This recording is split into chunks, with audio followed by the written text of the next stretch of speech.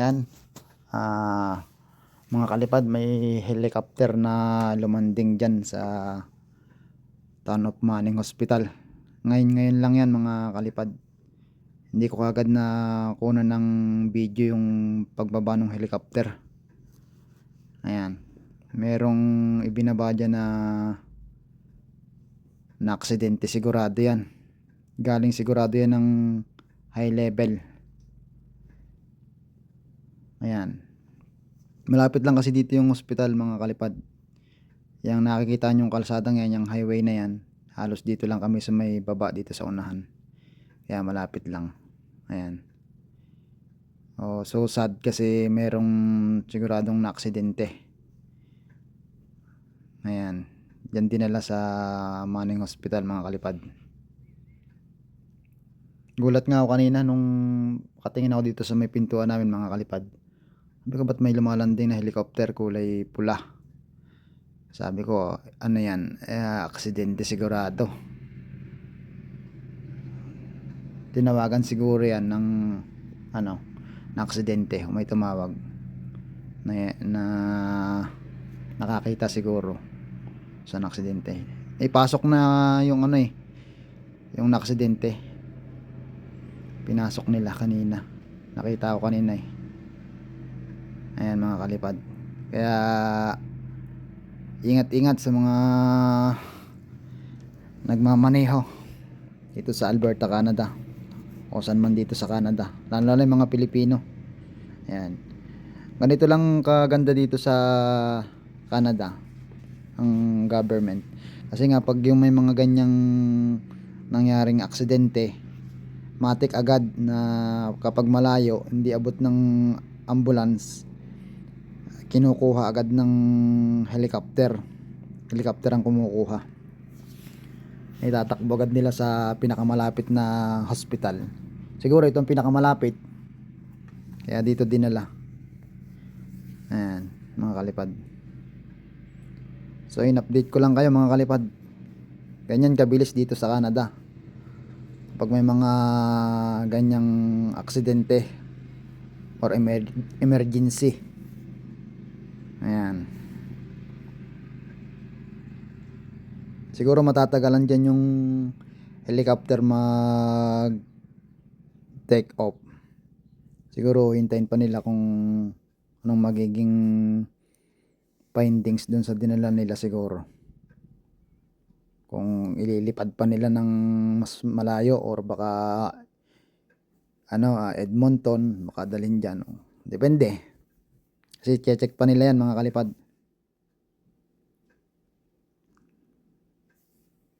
Ayan mga kalipad,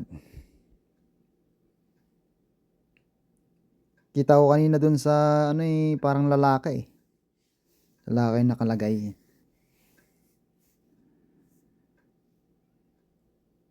Ayan, na-aksidente sigurado yan. Pag hindi sasakyan yan, nahulog, depende. Pero karamihan dito sigurado sa sasakyan o nakabangga ng moose o elk. Yan, kasi yun ang mga pinakalilikado dito mga kalipad, yung mga wild animal na yan, ganyan malalaki, elk, moose. Pag ganang nabangga, delikado. Kasi ang laki kasi nun mga kalipad, para kasing lumalaki din yun ng parang baka. Ang laki. Ayan. Ayan, hanggang ngayon mga kalipad hindi pa nagte-take off yung helicopter. So siguro hihintayin pa nila kung anong result, kung kaya ba ng hospital dito sa Town of Manning, kung kaya nilang i-revive o isalba yung buhay nung aksidente. Ayan. So naman dito mga kalipad, ang mga doktor naman dito magaling sila talaga dito. Saka talagang gagawin nila lahat para maisalba ang buhay ng tao. Ayan mga kalipad, yan ang kagandahan naman dito sa Canada. yung healthcare kumbaga. Ayan mga kalipad. No, wala pa akong naririnig na under ng helicopter. So yun talaga, hihintayin pa nila sigurado yan. O siguro kukunan pa ng mga investigation pa yan. Tatanungin pa yung mga nag-rescue. Ganito kasi dito mga kalipad, kahit sa trabaho. Once na halimbawa may kasama ka na co-worker, kasama mo siya dun sa area na aksidente, gagawa ka ng report. Ganon dito, gagawa ka ng report kung napaano, kung o siya na aksidente, ganyan. Parang kumbaga sa i-detalye mo yung nangyari kung nakita mo. Yun, gagawa ka ng ganon.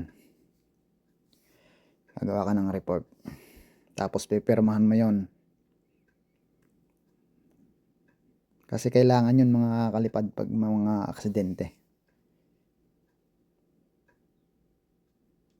Lahat dito nakadetalye mga kalipad.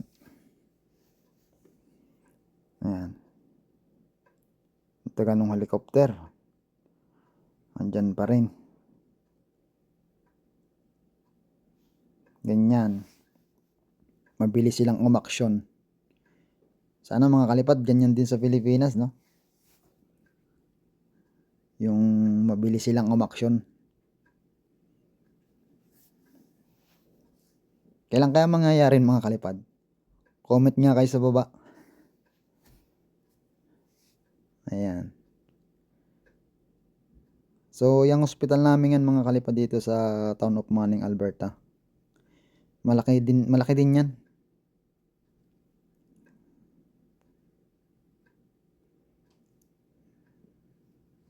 Malaki yan. Malawak.